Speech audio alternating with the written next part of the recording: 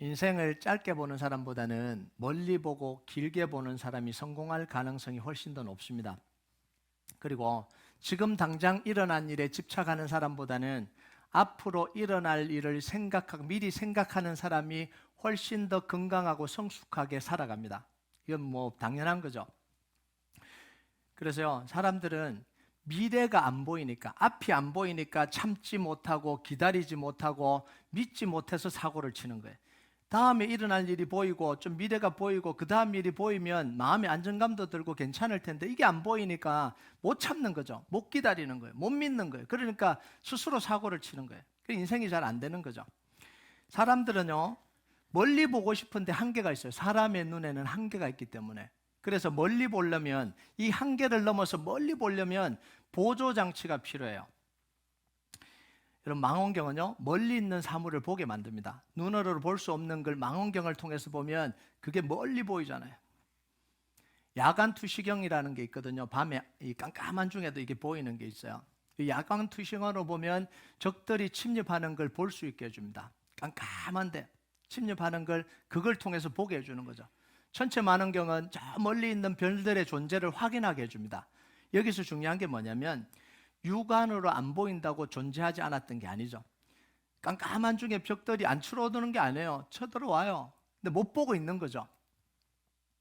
이미 존재하고 있는데 그 보조장치를 통해서 확인하는 것뿐이에요. 모르고 있으면 당하는 거죠. 이게 여러분, 영적인 세계의 원리는요, 영적인 세계의 내용과 원리는 우리 육안으로는 안 보입니다. 육신의 눈으로는 안 보여요. 그렇다고 실제하지 않는 게 아닙니다. 실제로 영적 세계가 있어요.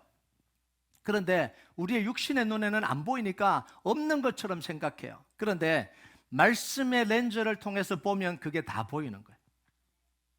하나님의 창조의 원리가 말씀의 렌즈를 통해서 보면 보이고, 지금도 하나님의 창조의 원리가 움직여가고 있다는 걸 말씀의 렌즈를 통해서 보여지는 거죠. 사탄과 마귀와 귀신의 활동을 말씀의 렌즈를 통해서 보면 정확하게 보입니다. 정확하게 설명해 주잖아요. 성경에서. 우리 눈으로는 안 보이지만 이게 실제로 보이는 사람도 있어요. 얼마나 힘들겠어요, 그죠? 이게 말씀을 통해서 다 보여지는 거예요.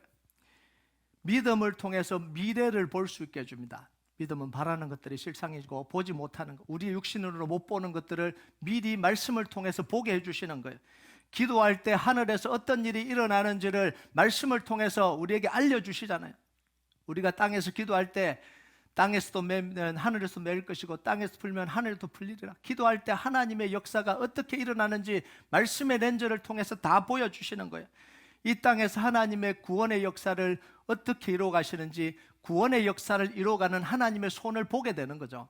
이게 말씀을 통해서 보이는 거예요. 그래서 하나님의 말씀은 우리로 하여금 멀리 보게 만들어요. 정말 중요한 것들을 알고 깨닫게 만드는 게 이게 하나님의 말씀입니다. 현재의 상황을 역전시키시는 하나님의 역사를 기대하게 합니다. 말씀을 보니까. 이 상황은 안 그런데 말씀을 통해서 보니까 역전하도록 준비하고 계시는구나, 이게 보이는 거죠. 에스더의 역사를 통해서, 야곱의 역사를 통해서, 요셉의 역사를 통해서, 다윗의 역사를 통해서 하나님이 역전시키려고 하시는구나, 이게 말씀의 눈을 통해서 보여지잖아요. 하나님의 약속의 말씀을 믿기 때문에 현재의 좌절과 절망을 이길 수 있게 합니다. 하나님의 말씀의 언약을 붙들고 살아갈 때 우리 마음에 가진 게 없어도 안정감을 주고요, 담대함으로 도전할 수 있게 해줍니다. 이게 약속의 말씀을 붙들 때 일어나는 거죠. 이게 뭐냐면 인생의 폭풍우를 지나갈 수 있는 힘이에요. 사망의 엄침한 골짜기를 지나서 갈 수 있는 힘이 여기서 나오는 거예요. 상황이 어려워도, 돈이 없어도, 지금 당장 뭔가가 안 풀리는 것 같아도 우리가 약속의 말씀을 붙들면 그걸 지나갈 수 있는 힘과 능력이 우리에게 주어지는 거예요. 믿으십니까? 이게 말씀의 능력이에요. 사도 바울은 오늘 뭐라고 이야기하냐면 나를 본받아라, 이렇게 이야기를 해요. 17절을 같이 한번 읽어볼까요? 같이 읽겠습니다. 시작. 형제들아, 너희는 함께 나를 본받으라. 그리고 너희가 우리를 본받는 것처럼 그와 같이 행하는 자들을 눈여겨보라. 자, 바울이 나를 본받으라 그랬는데 뭘 본받으라는 거예요? 내가 퍼펙트하게 살고 내가 모든 걸 완벽하게 사니까 나를 본받으라, 자신감과 이기심으로 이야기하는 걸까요? 소위 말하면 나를 따르라 이렇게 이야기할까요? 근데 지금 오늘 바울이 이야기하는 건 이것과는 정반대 이야기예요. 나는 너무 약하고 부족해서 하나님의 말씀을 붙들고 살 수밖에 없었다, 이런 고백을 지금 하고 있는 거예요. 하나님의 말씀이 나에게 능력이 되었고, 하나님의 말씀이 나를 인도하셨고, 하나님의 말씀이 나를 견디게 하셨다라는 거예요. 내가 하나님 말씀을 붙들고 복음과 하나님 나라를 위해서 지금까지 살아왔듯이 너희도 그렇게 살아라, 이게 나를 본받으라는 거예요. 여러분, 바울의 고백을 한번 들어볼까요? 고린도후서 12장 9절에서 10절 같이 읽겠습니다. 시작. 나에게 이르시기를 내가 은혜가 내게 족하도다. 이는 내 능력이 약한 데서 온전하여 짐이라 하신지라. 그러므로 도리어 크게 기뻐함으로 나의 여러 약한 것들에 대하여 자랑하리니 이는 그리스도의 능력이 내게 머물게 하려 함이라.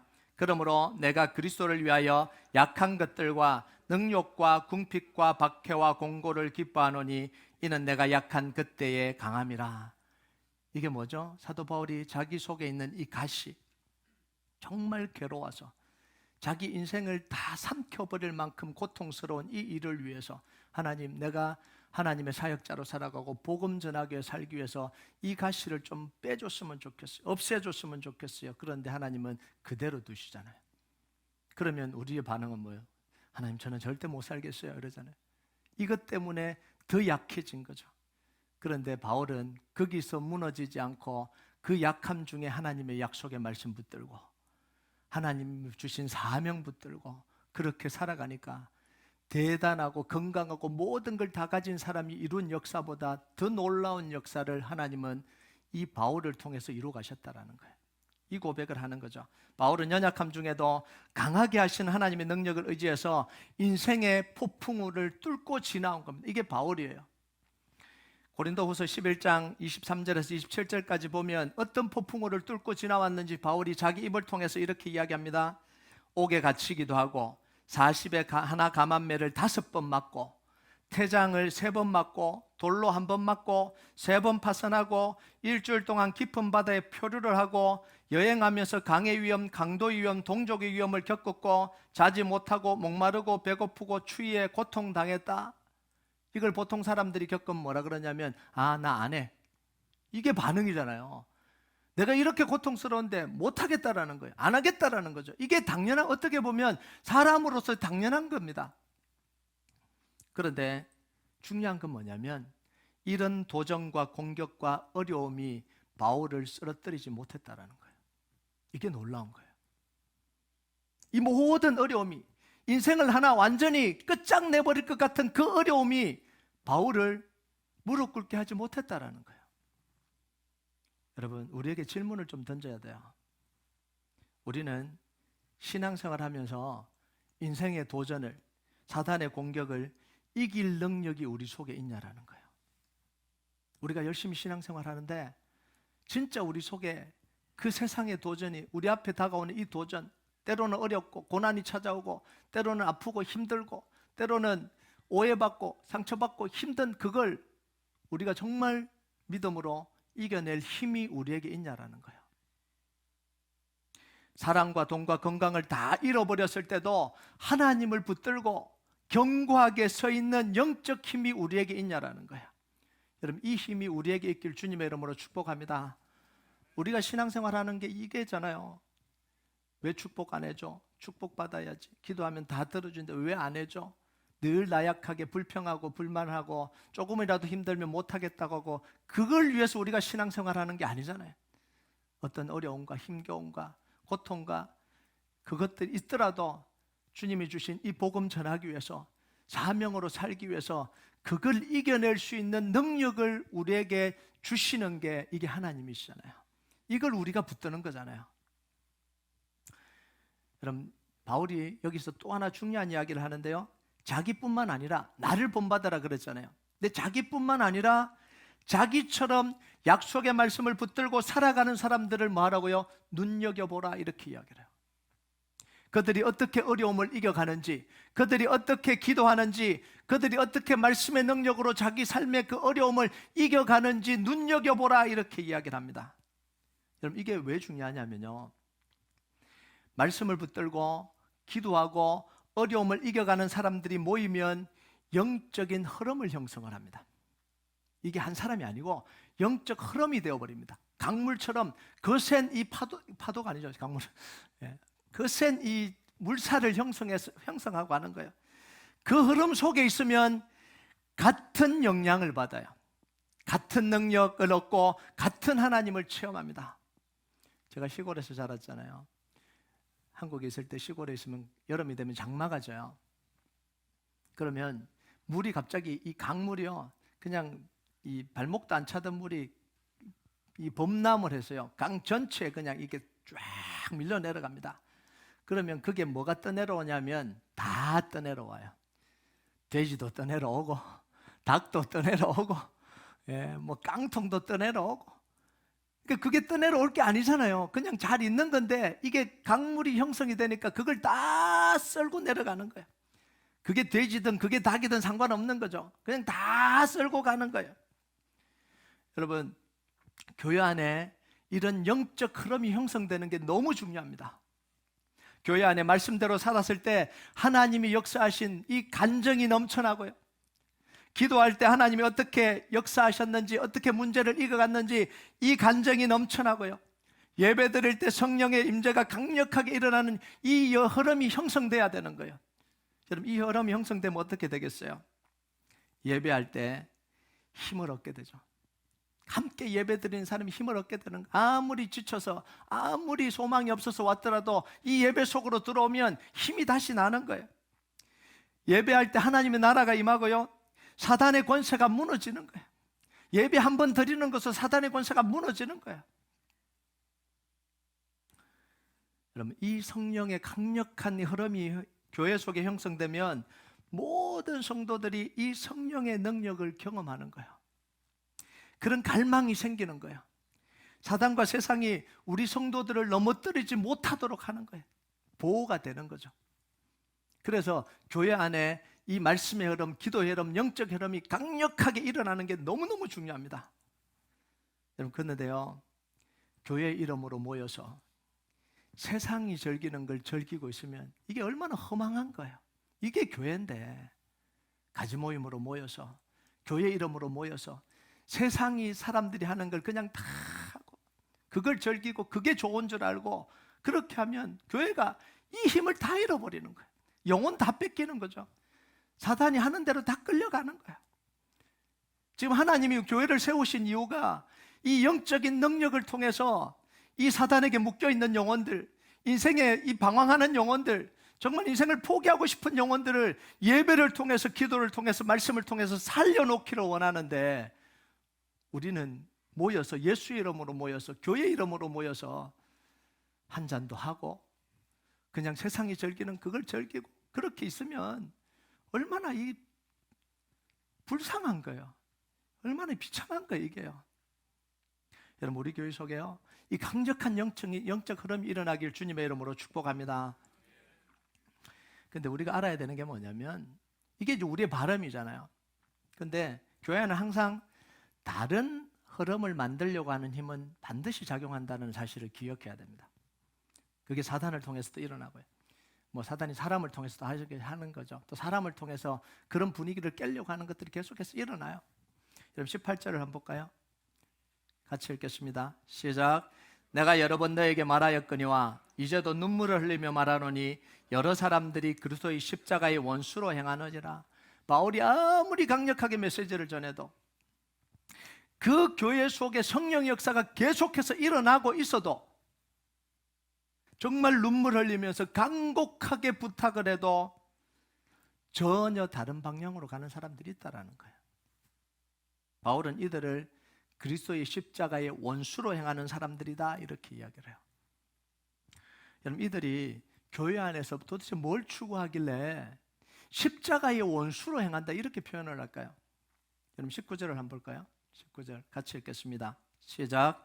그들의 마침은 멸망이요 그들의 신은 배요 그 영광은 그들의 부끄러움에 있고 땅의 일을 생각하는 자라.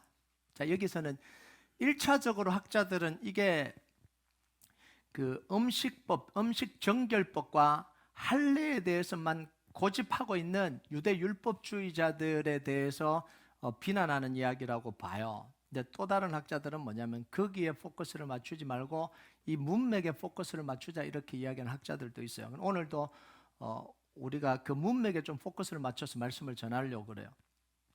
여기 보면 그들의 신은 배요 이렇게 표현하잖아요. 자, 이게 무슨 말이냐면 자기 배가 하나님이라는 거예요.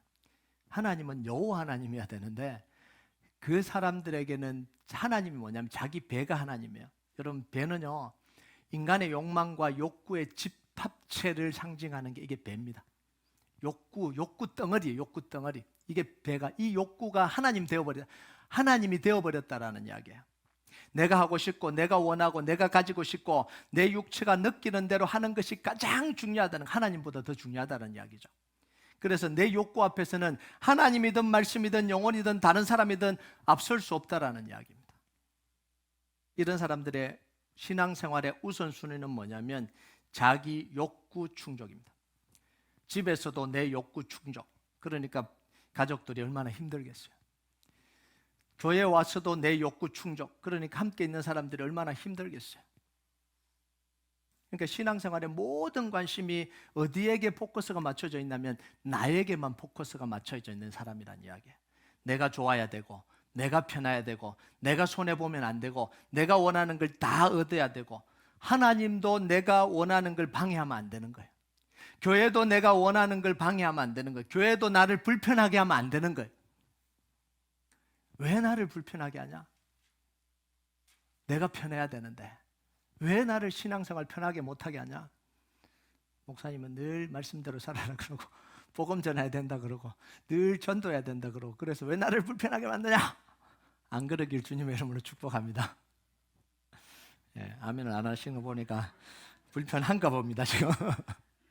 예, 그렇지 않기를 바랍니다. 예, 그래서 내가 잘 살도록 하나님도 도와줘야 되고 다른 사람도 도와줘야 되고 교회도 나를 도와줘야 된다는 생각으로 살아가는 사람들 여러분 없지 않아요? 많아요. 왜 하나님이 나를 안 도와주냐는 거예요. 왜 교회가 나를 안 도와주냐는 거예요. 왜 저 사람은 나를 안 도와주냐는 거죠. 여러분 이게 잘못된 생각이잖아요. 신앙의 부끄러운 생각이잖아요. 이거는요. 이게 영적 흐름을 다 방해한다라는 거예요. 이들의 또 하나의 특징은 뭐냐면 자기 삶의 모습을 부끄러워하지 않는다는 거예요. 그러고 있는 자기 삶의 모습을 부끄러워하지 않는다라는 거예요. 여러분 그들의 영광은 그들의 부끄러움에 있고 땅의 일을 생각한다. 부끄러운 일을 하면서도 뭐라고요? 영광스럽게 생각한다라는 거예요. 여러분 이게 참 힘든 거예요. 사람은요 자기 행동이 부끄럽고 창피하다라고 생각할 때 멈추고 바꾸게 돼요. 그런데 부끄러운 일을 하면서도 그걸 오히려 자랑스러워하면 고칠 방법이 없어요. 고칠 방법이. 하나님이 이들을 향해서 뭐라고 하시냐면 십자가의 원수가 되는 방향으로 살고 그 삶은 결국 망하게 될 것이다 이렇게 이야기를 해요. 여러분 이게 참 슬픈 이야기잖아요. 나는 그게 좋은데 나는 그렇게 사는 게 너무 좋은데 하나님은 그걸 너무 싫어한다라는 거예요. 여러분 여러분의 남편이나 아내 중에 한 사람이 계속해서 내가 싫어하는 일을 하면서도 너무 좋아하면 어떡하겠어요? 그리고 부끄러워하지도 않고 싫어하는 일을 하는데도 불편한 일을 계속하면서 너무 즐겁다고 생각해 보세요. 이 사람은 너무 즐겁다고 한번 생각해 보세요. 괴로워서 어떻게 살아요? 이게 우리의 모습이라는 거예요. 일종의 우리의 모습이라는 거예요. 먹고 살기 위해서 열심히 달리고 물불 가리지 않고 달리고 남을 돌아볼 여유도 없고 복음을 생각할 여유도 없고 하나님은 그 속에 있지도 않고 내가 먹고 살아야 되니까 내가 살아야 되니까 내 것을 이루어야 되니까 계속해서 살고 때로는 또 교회를 다니니까 하나님께 도와달라고 기도도 하고 그러다가 어느 순간 자기가 원하는 걸 가졌습니다. 어느 정도 가졌어요. 스스로 그걸 대견해 합니다. 그리고 하나님이 도와주셨다라고 이야기합니다. 도와주셨는데 안 도와준지 확실하지는 않습니다. 근데 도와주셨다라고 이야기를 해요. 그리고 하나님께 감사하다고 이야기합니다. 그런데 하나님이 보실 때 그 모습이 너무 불편하다는 거예요. 내가 십자가 지고 내가 죄의 사슬을 끊고 사단의 권세를 다 꺾은 이유가 네 한 몸 먹고 살기 위해서 그렇게 한 게 아닌데, 그걸 자랑스러워하고 그걸 대결하는 모습이 하나님 입장에서 봤을 때는 너무 아프다라는 거예요. 너무 불편하다는 거예요. 여러분, 우리가 신앙생활 잘하면서 잘 먹고 건강하게 잘 살아야 돼요. 그런데 그게 우리의 자랑스러움의 전부라면, 그게 우리의 영광스러움의 전부라면 하나님이 너무 마음 아프실 것 같아요. 그거는요. 여러분, 이건요, 구원받지 않아도 살 수 있는 거잖아요. 하나님의 사랑 안 받아도 살 수 있는 거잖아요. 죄의 사슬이 안 끊어져도 살 수 있는 거고, 사단의 권세가 안 무너져도 살 수 있는 거죠. 그래서 그리스도인의 삶은 이 땅에서 열심히 사는 게 전부가 아닙니다. 대단한 업적을 만들고 기념비를 쌓는 게 전부가 아니에요.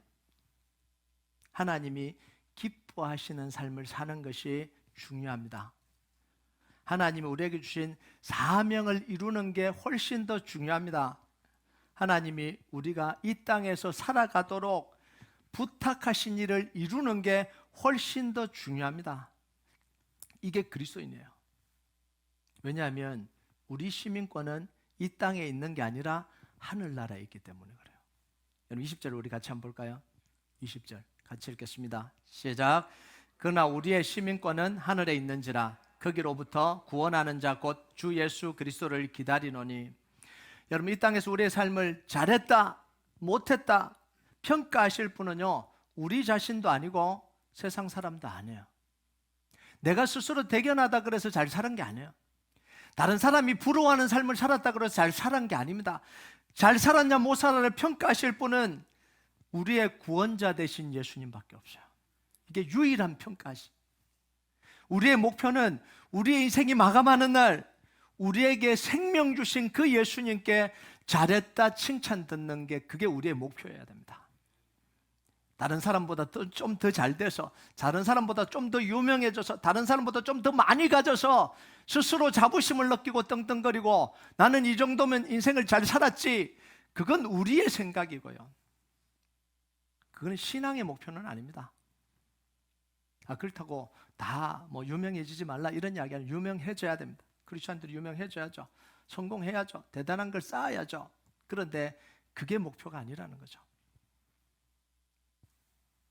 가장 중요한 목표는 뭐냐면, 나를 위해서 십자가에서 돌아가시고 나를 위해서 목숨을 내어놓으시고, 그래서 우리가 붙들려 있던 죄의 사슬을 다 끊어주시고 사단의 권세를 다 깨트려 주신 그 주님이, 내가 십자가에 달릴 가치가 있었구나, 그 죄의 사슬을 끊고 사단의 권세를 다 꺾어놓은 그 가치가 있었구나라고 해주시는 게, 그게 가장 감사한 거잖아요.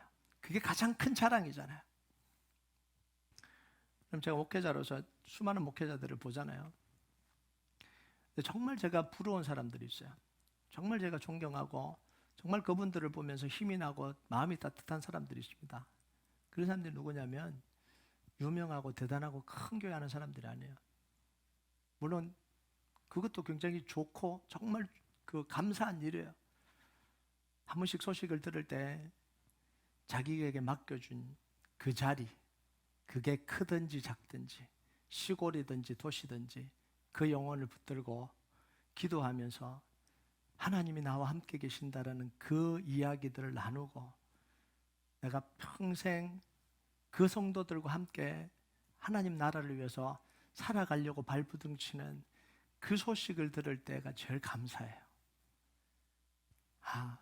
내가 여기서 그렇게 하고 있고 당신은 거기서 그렇게 하고 있구나. 그게 큰 교회든 작은 교회든 상관없어요. 작은 교회만 그런 게 아니에요. 큰 교회든 작은 교회든 상관없어요. 근데 우리는 자꾸만 큰 교회는 아니고 작은 교회에서 그렇게 해야 뭐 하나님 나라를 위해서 산다. 근데 그게 아니에요. 나를 하나님이 부르신 그 자리에서 정말 맡으신 영혼들, 정말 자기가 맡기신 영혼들을 사랑하고 작든지 크든지 상관없이 너무 감사하고 감격하고 그 직분이 너무너무 감사해서 그걸 묵묵히 이루어나가는 그분들을 보면 전 너무나 존경스러워요. 너무나 감사가 되고요. 너무나 힘이 나요. 그분들이 힘이 돼요. 아, 내가 목회하는데 힘이 돼요. 아, 저렇게 하고 있구나. 나도 저렇게 해야 되겠다. 이런 마음이 들어요. 여러분 한 사람 한 사람이 그 사람이 되길 주님의 이름으로 축복합니다. 여러분이요, 다른 사람에게 시기와 질투의 대상이 안 되시기를 바랍니다. 여러분이 신앙생활하는 그 모습이 다른 사람에게 힘이 되고 격려가 되고, 아, 저분이 저렇게 살아가고 있구나. 말씀 붙들고 살아가고 기도하고 있구나. 나도 그렇게 살아야 되겠다.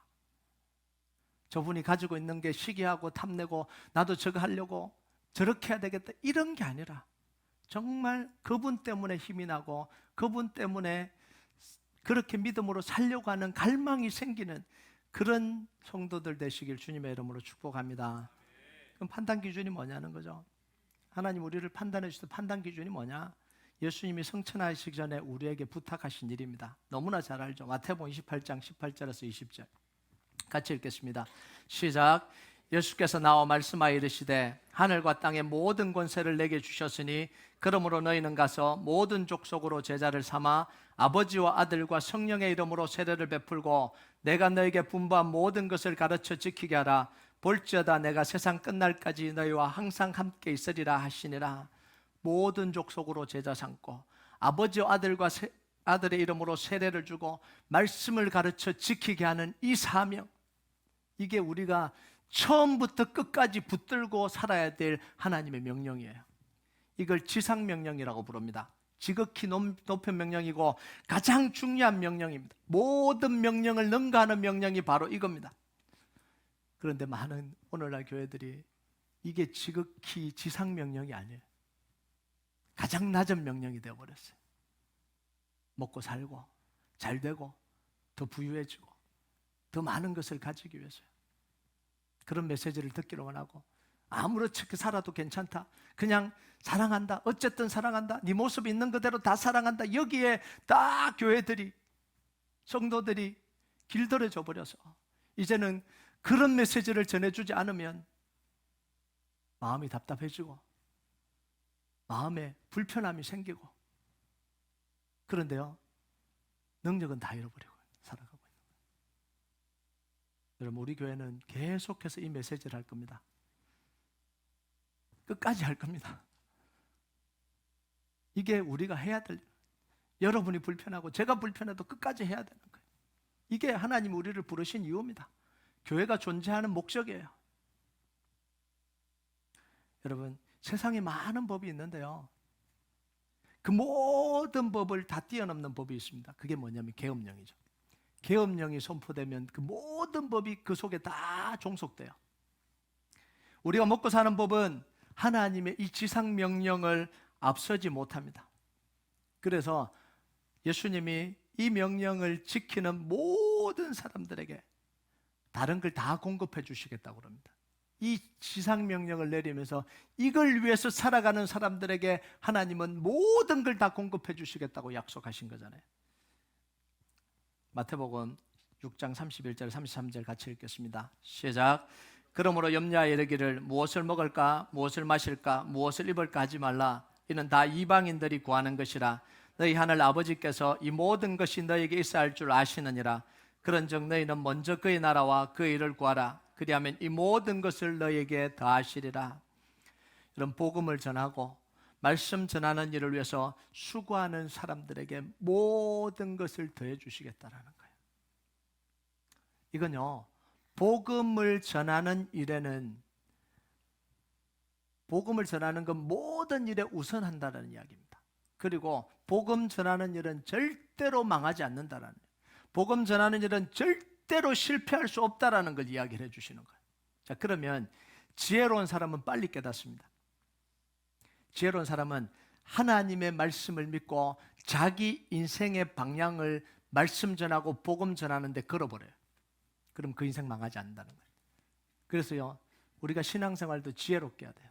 빨리 깨달아야 됩니다. 지금 하나님이 무슨 말씀을 하시는지 빨리 깨달아야 돼요. 망할 수가 없는 거예요. 그러니까 포로로 잡혀간 요셉이 망할 수가 없는 거예요. 언약 붙들고 있으니까 망할 수가 없는 거예요.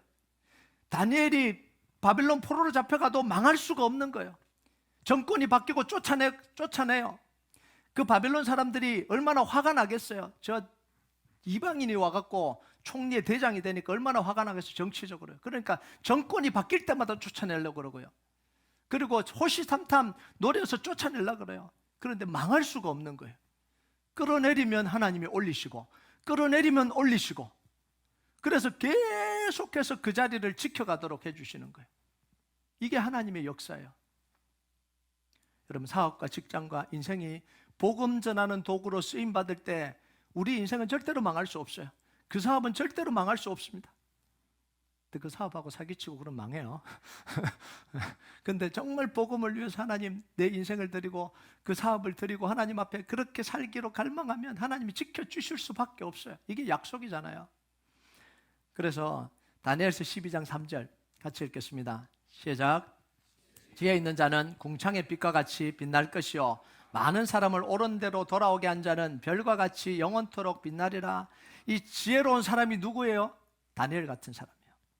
하나님의 언약 붙들고 그 언약에 방향 맞춰버리는, 이게 지혜로운 인생이라는 거예요. 그리고 많은 사람을 옳은 대로 돌아온 게 뭐예요? 하나님 말씀 전하고 복음 전해서 영혼 구원하고 생명 살리는 그 일이 영원토록 비치도록 하나님께서 해주시겠다는 거죠. 여러분, 이 축복이 우리 모든 성도들에게 있길 주님의 이름으로 축복합니다. 여러분, 우리가요 세상 기준이 아니라 하나님의 말씀의 기준을 따라서 살아도 되는 이유가 있습니다. 사실 이거는요 세상으로 봤을 때는 바보 같은 거잖아요. 어리석은 일이잖아요. 그런데 이 어리석게 보이는 이걸 우리가 따라가도 되는 이유가 있다고요.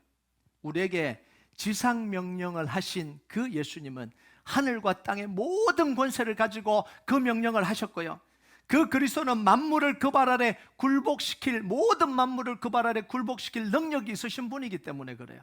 그래서 21절을 한번 볼까요? 같이 읽겠습니다. 시작. 그는 만물을 자기에게 복종하게 하실 수 있는 자의 역사로 우리의 낮은 몸을 자기 영광의 몸의 형체같이 변하게 하시리라.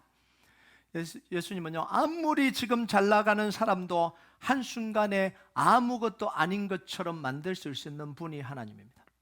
내가 자랑하고 내가 영광스럽게 생각하고 내가 자부심을 가지고 있는 모든 것들을 한순간에 스탑시킬 수 있는 분이 하나님입니다. 이걸 인정하기 싫지만 인정해야 되는 거예요. 하나님은 그렇게 하실 수 있거든요. 실제로 아침부터 밤늦게까지 열심히 뛰어다니고 정신없이 뛰어다니는 그 사람을 한순간에 꼼짝도 못하게 묶어두실 수 있는 분이 하나님입니다. 예고도 없이 어느 순간. 여러분, 나에게는 안 일어날 거라고 생각하십니까?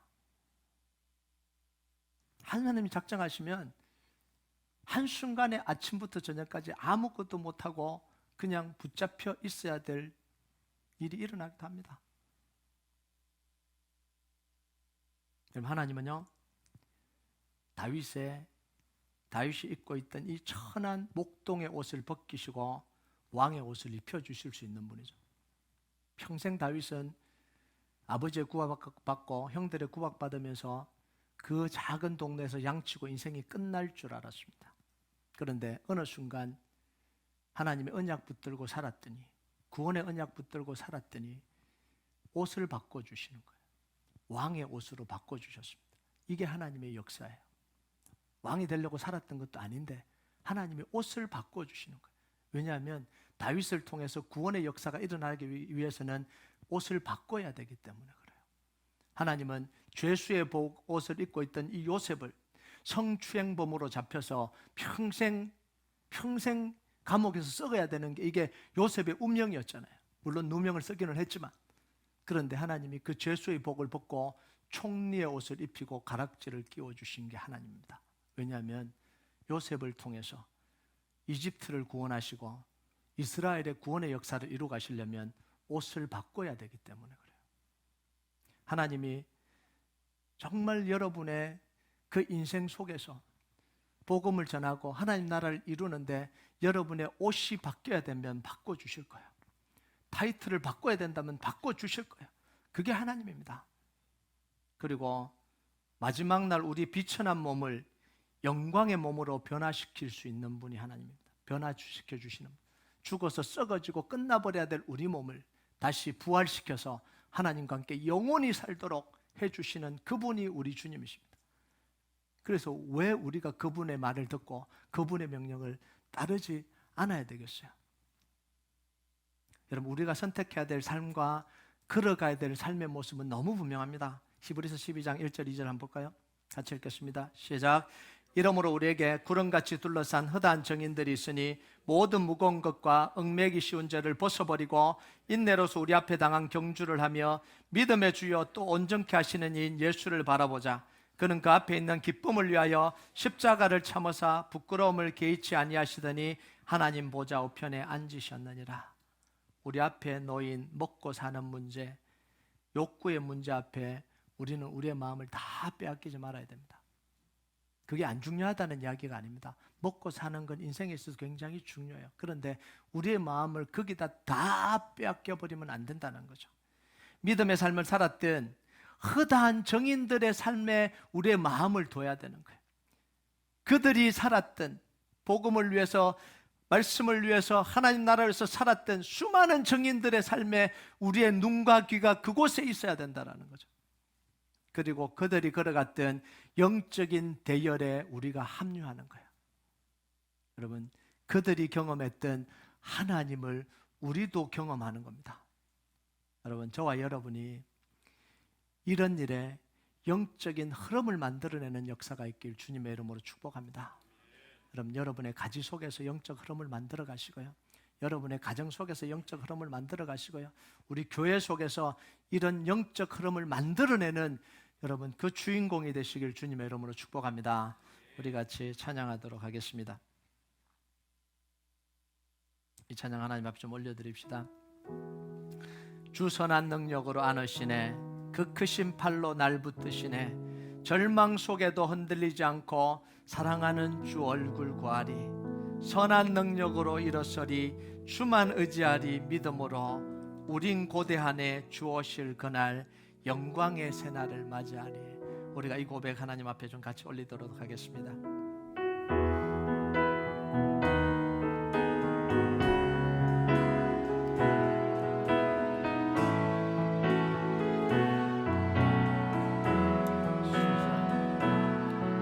주 선한 능력으로 안으시네, 그 크신 팔로 날 붙드시네, 크신 팔로 날 붙드시네, 절망 속에도 흔들리지 않고, 절망 속에도 흔들리지 않고, 사랑하는 주님 얼굴 사랑하는 주 얼굴 구하리, 선한 능력으로 일어서리, 선한 능력으로 일어서리, 우리 주님만 의지합니다. 주만 의지하리 믿음으로, 우리 고대 안에 주 오실 그날, 우리 고대 안에 주 오실 그날,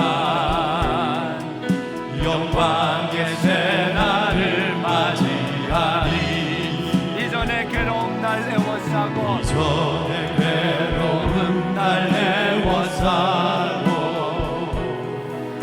고난의 길을 걷는다 해도 주님께 모두 맡긴 우리 영혼, 주님께 모두 맡긴 우리 영혼, 끝내 승리의 날을 맞으리, 내 승리의 날을 맞으리, 선한 능력으로 일어서리, 선한 능력으로 일어서리, 주님만 의지합니다. 주만 의지하리 믿음으로, 우리 고대 안에 주 오실 그날, 우리 고대 안에 주 오실 그날, 영광의 새날을 맞이하리, 주님이 마신 고난의 승자는, 주님이 마신 고난의 승자는